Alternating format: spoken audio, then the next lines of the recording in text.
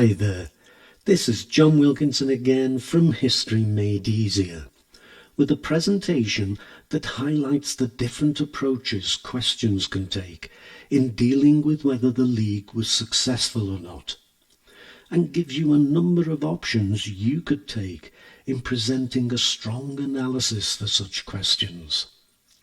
Now, I think this is a complex presentation with a lot to get your head around, so I'll put my script on my website for you. That way you'll be able to go over it more carefully and think about what I'm saying. You might even face a question A. For example, describe the successes of the League of Nations in the 1920s. This could include points that draw attention to some of the humanitarian successes, as well as some of the League's successes keeping the peace in the 1920s. A question B could ask you, why did the League of Nations have some successes during the 1920s? Or why did the League fail in the 1930s? By the way, you could get a question C solely on the 1920s. For example, the League of Nations was an effective organisation for preserving peace in the 1920s. How far do you agree with this statement? Always asking you to explain your answer. And then we have a number of different ways in which a question C might approach the issue of overall success or failure. Most people, though not me actually, conclude that the League failed, and most questions will focus on failure, but some will highlight success in the question.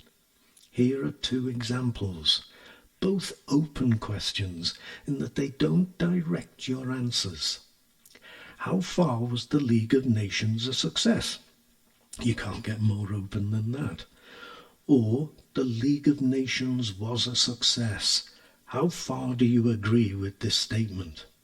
I'm not going to add explain your answer every time, though of course you must. But failure is the dominant theme, like this open question. The League of Nations was a failure. How far do you agree with this statement?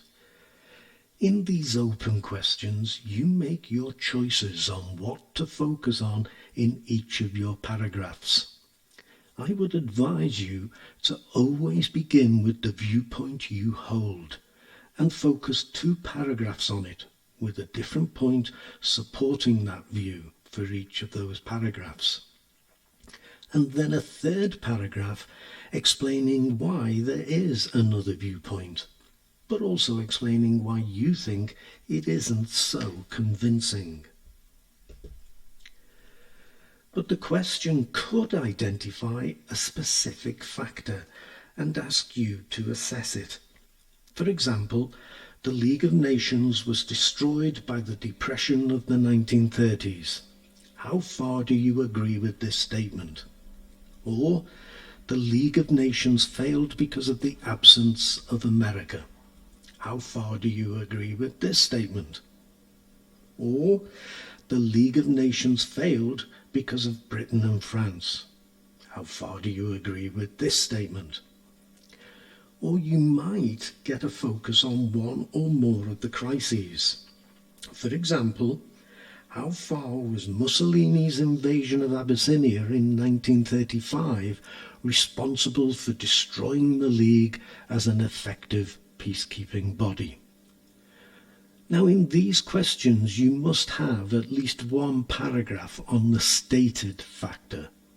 2, if you think it is the most important factor.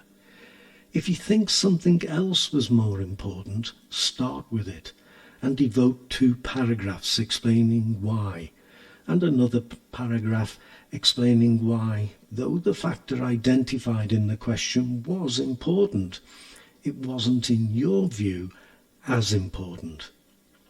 Remember, most marks are found in your assessments and your explanations.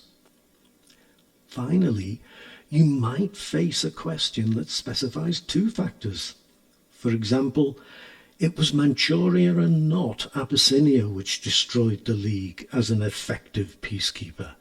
How far do you agree with this statement?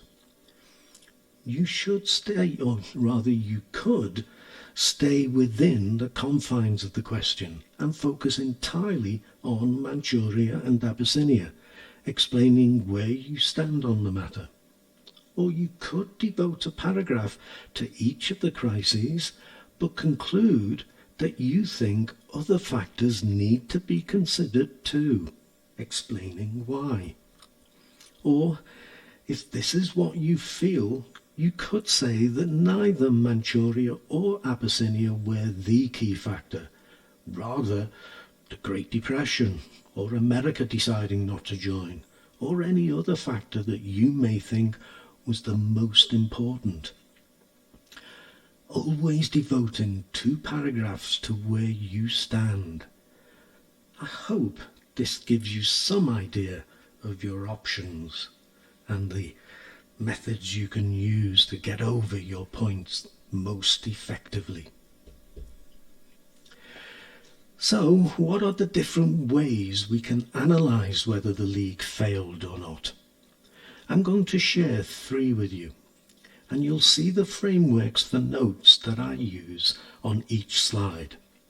Here's the first: whether the League structure was at fault or not. Or whether, and this is my big point, countries failed the League more than the League itself failed. Or whether circumstances worked against the League. The issue of membership can be broken down to the impact of 4 key issues: American non-membership, the fact that some countries weren't allowed to join when the League was formed, whether Britain and France adequately supported the League, and that important countries left the League. As for voting, that major decisions had to be unanimous in both the Assembly and the Council is an important point, though there was the convention that countries would abstain rather than block a vote. But there was also the speed in which decisions were made to consider, and there is the argument that the League would have had more clout if it had had its own army, as France had wanted it to.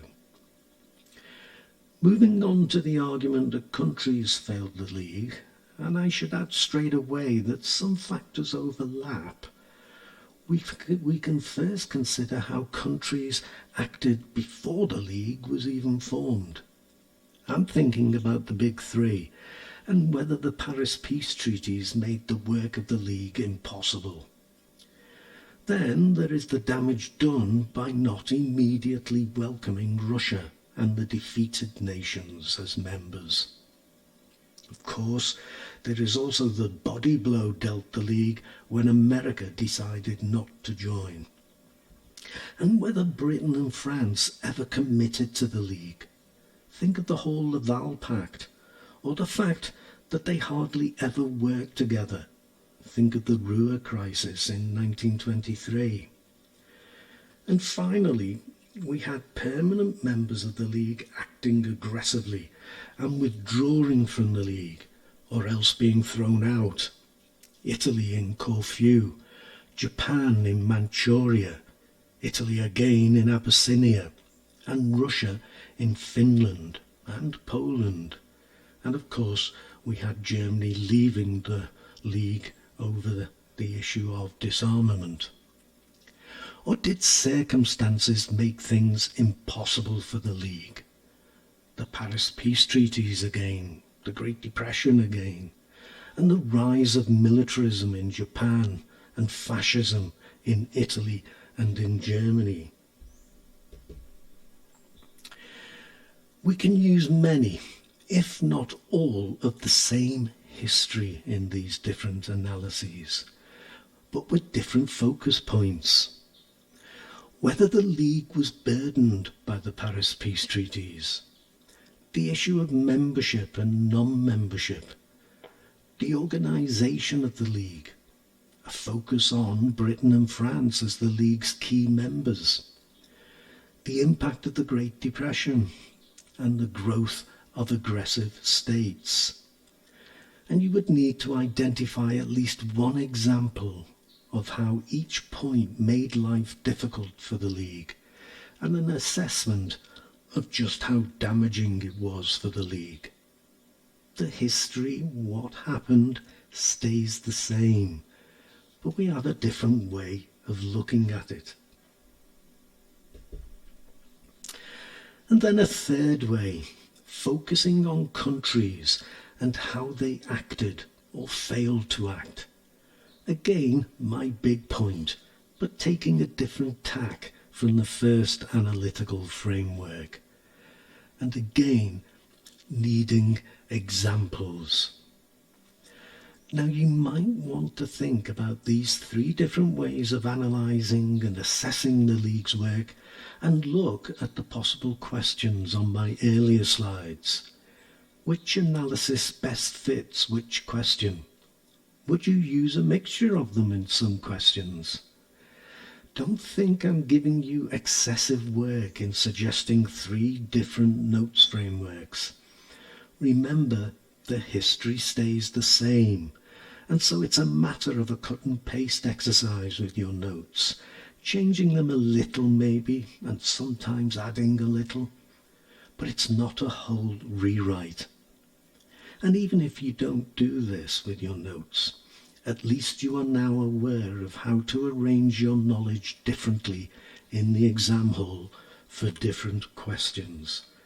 And that's so important. However, when all is said and done, I want to leave you with a final thought, and yes, push my big point. The League of Nations was not separated from the rest of the world. As well as the changing context it was operating in, a post-war world, a world facing the Great Depression, the rise of authoritarian states, it could be no more than what its members wanted it to be, or were prepared to allow it to be. And it could do no more than what they allowed it to do. Prime ministers and presidents attended the League on occasion, even emperors, Haile Selassie, for what good it did his country.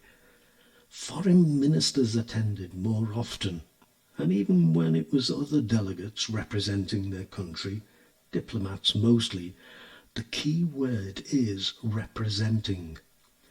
They were representing their country's interests and their country's concerns, often with very little room for manoeuvre in which to represent the wider community of nations.